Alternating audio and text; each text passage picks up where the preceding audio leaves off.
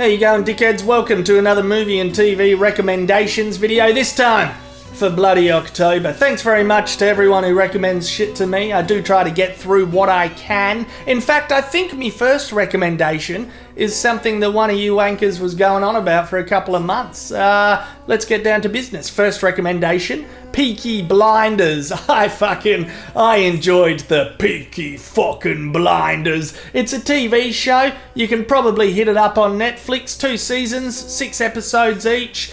I smashed through it in about a week. It's a crime drama set in Birmingham, England in the 1920s, just after World War I. Everyone is poor as fuck and depressed. All these blokes have come back from the Battle of Somme, don't know how to live in society anymore. Anyway, we follow one kind of corrupt gangster family, the Shelbys. The main protagonist is Thomas Shelby, who's played by Cillian Murphy. He knows how to fucking fix a horse race. We also follow his brother Arthur, played by Paul Anderson, who's entertaining as fuck in pretty much every scene he's in.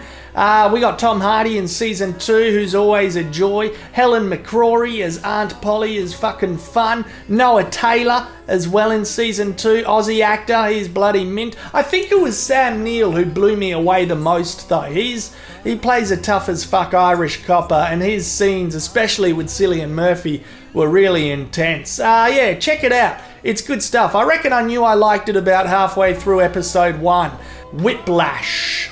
I've watched this twice, so it's definitely time I chucked it in a recommendations video. I feel like lots of people know about it after its Academy Award nominations, but if you still haven't heard of it or you still haven't watched it, fucking get on it. It's a solid, clean-cut drama. It's about a kid who's a musician. He's a drummer, and he goes to this super strict music school. You know, it's one of them fucking high up elitist fucking schools, and he's got this teacher who's played by J.K. Simmons, and I still can't decide if he's a psychopath. If you deliberately sabotage my band, I will gut you like a pig.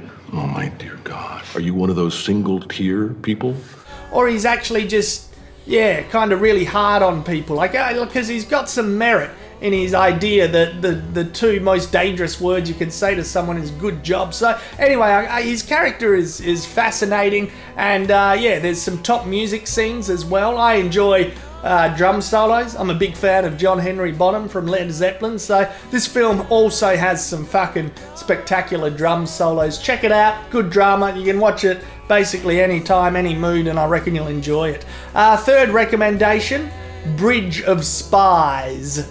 I've had a couple of trips to the cinema in recent times, and I've been let down by a couple of films there, but I was very fucking satisfied with this one. You really feel like you're in safe hands with a fucking Spielberg historical drama. Him and Tomo Hanks teaming up again. They've been in Saving Ryan's Privates, fucking The Terminal, Bridge of Spies.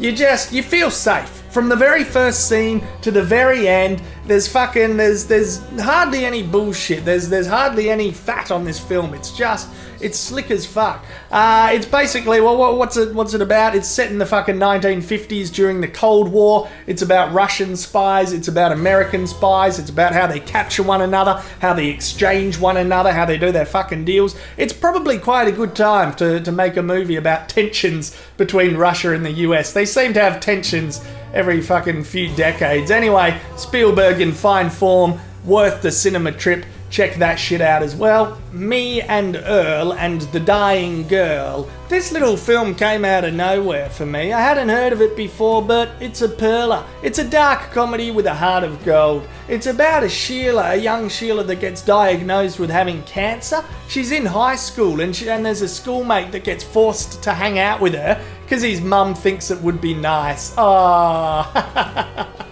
And it is nice. It's good to have a friend before you jump off the planet. The main character, Greg, yeah, he also has a friend called Earl, who's funny as fuck. The young fella who plays Earl has solid comedic chops. So that's the reasoning for the title, Me and Earl and the Dying Girl. That's what it's about. And what starts off as a routine task, oh, mum said I gotta fucking hang out with the dying girl, ends up being quite nice. As it goes with humans, you spend a little time together and you end up liking one another. Anyway, fucking last recommendation, 20,000 Days on Earth. Fucking rock documentary time. This one is about Nick Cave, who I love. I love artists that are prolific and stick around for a long time, opposed to burning bright and crashing fast.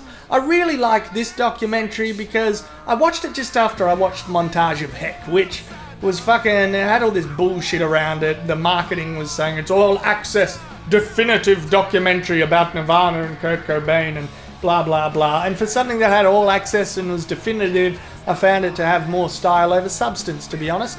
Didn't find out much about the music either. I love rock documentaries where you get to find out about the processes of a musician. And sure, Nick Cave is still alive, so we got to have that with him. This shimmering space where imagination and reality intersect, where all love and tears and joy exist.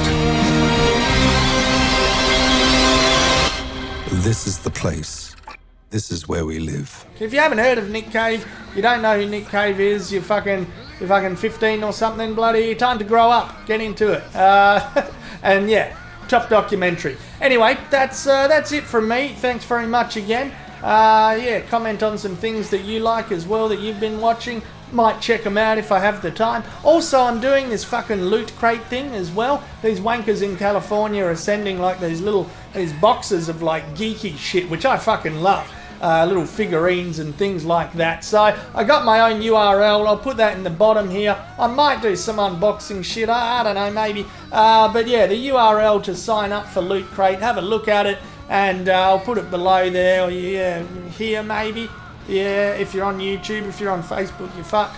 I'll put it in the comments. There you go. But go through to there. If you sign up through me using the code OzzyLoot, then you get 10% off your subscription, and they send you cool shit once a month. So that's it for that one there, and yeah, thanks again. See you guys.